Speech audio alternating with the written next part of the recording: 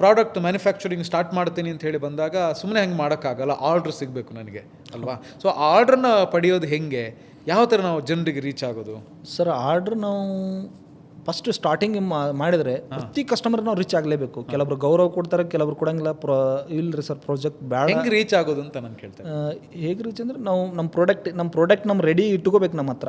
ತೊಗೊಂಡು ನಾವು ಶಾಪಿಗೆ ಹೋದಾಗೆ ಸರ್ ನಮ್ಮ ಪ್ರಾಡಕ್ಟ್ ಹೀಗಿದೆ, ನೀವು ಇಷ್ಟು ಆರ್ಡರ್ ಕೊಟ್ಟರೆ ನಾನು ಈ ಕ್ವಾಲಿಟಿಯಲ್ಲಿ ನಿಮ್ಮ ಪ್ರಾಡಕ್ಟ್ ಕೊಡ್ತೀನಿ, ಈ ಪ್ರೈಸಿಗೆ ಕೊಡ್ತೀನಿ. ಪ್ರತಿಯೊಂದನ್ನೇ ಸರ್ ಅವ್ರ ಹತ್ರ ರಿಕ್ವೆಸ್ಟ್ ಮಾಡ್ಕೊಂಡು 10 ನಿಮಿಷ ಟೈಮ್ ತೊಗೋಬೇಕು. ನಾವು ಪ್ರಾಜೆಕ್ಟ್ ನಾವು ನಮ್ಮ ಪ್ರಾಡಕ್ಟ್ ಬಗ್ಗೆ ಕಂಪ್ಲೀಟ್ ಎಕ್ಸ್ಪ್ಲೇನ್ ಮಾಡಿದಾಗ ಆ ವ್ಯಕ್ತಿಗೆ ಏನಾಗುತ್ತೆ, ಇಲ್ಲ ಸರ್ ನೆಕ್ಸ್ಟ್ ಟೈಮ್ ನಾನು ನಿಮ್ಗೆ ಆರ್ಡರ್ ಕೊಡ್ತೀನಿ ಖಂಡಿತ.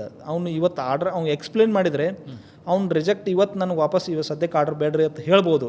ಬಟ್ ನೆಕ್ಸ್ಟ್ 6 ಮಂತ್ ಆಗಲಿ ವಾಪಸ್ ನಮ್ಗೆ ಆರ್ಡರ್ ಕರೆದು ಕೊಡ್ತಾನೆ. ಇದರ ಹೊರತಾಗಿ ಈಗ ಸೋಷಿಯಲ್ ಮೀಡಿಯಾ ಪ್ಲಾಟ್ಫಾರ್ಮ್ ಇದೆ.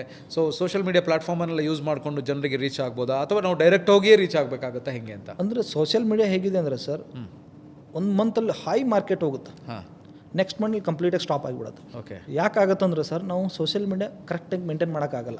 ಸೋಷಿಯಲ್ ಮೀಡಿಯಾದಲ್ಲಿ ಪಾಸಿಟಿವ್ನೂ ಇದೆ, ನೆಗೆಟಿವ್ನೂ ಇದೆ. ಒಂದು ಸೋಷಿಯಲ್ ಮೀಡಿಯಾದಲ್ಲಿ ನೆಗೆಟಿವ್ ಕಾಮೆಂಟ್ ಬಂದ್ರೆ ಸರ್ 100 ಕಸ್ಟಮರ್ ರಿಜೆಕ್ಟ್ ಆಗ್ತಾರೆ. ಅದನ್ನು ನಾವು ಓನ್ ಕಸ್ಟಮರ್ಗೆ ಭೇಟಿಯಾಗಿ ಕನ್ವಿನ್ಸ್ ಮಾಡಿ ಹೀಗಿರುತ್ತೆ ಪ್ರಾಡಕ್ಟ್ ಹೀಗಿದೆ ಅಂತ ಹೇಳಿದಾಗ ನಾವು ಒಂದು ದಿನ ಆಗಲಿ ಒಂದು ಡೇ ಆಗಲಿ ಎಕ್ಸ್ಟ್ರಾ ತೊಗೋಬೋದು. ಸರ್ ಪ್ರಾಡಕ್ಟ್ ನಿಮ್ಗೆ ಬೇಡ, ರಿಜೆಕ್ಟ್ ಮಾಡ್ತೀವಿ, ವಾಪಸ್ ಕಳಿಸ್ರಿ, ಇಲ್ಲ ನಾನು ಅಲ್ಲೇ ಇರಲಿ ನಿಮ್ಮ ಹತ್ರ ಇಟ್ಕೊಳ್ಳಿ, ನಾನು ರೆಡಿ ಮೆಟೀರಿಯಲ್ ಕಳಿಸ್ತೀನಿ. ಆನ್ಲೈನಲ್ಲಿ ಹೇಳಕ್ಕೆ ಬರಲ್ಲ, ಸೋಷಿಯಲ್ ಮೀಡಿಯಾದಲ್ಲಿ ಹೇಳಕ್ಕೆ ಬರಲ್ಲ. ಸೋಷಿಯಲ್ ಮೀಡಿಯಾದಲ್ಲಿ ರಿಕ್ವೆಸ್ಟ್ ಅನ್ನೋದೇ ಇಲ್ಲ sir. Positive comments, negative comments 100% ಇದ್ದೇ ಇರುತ್ತೆ.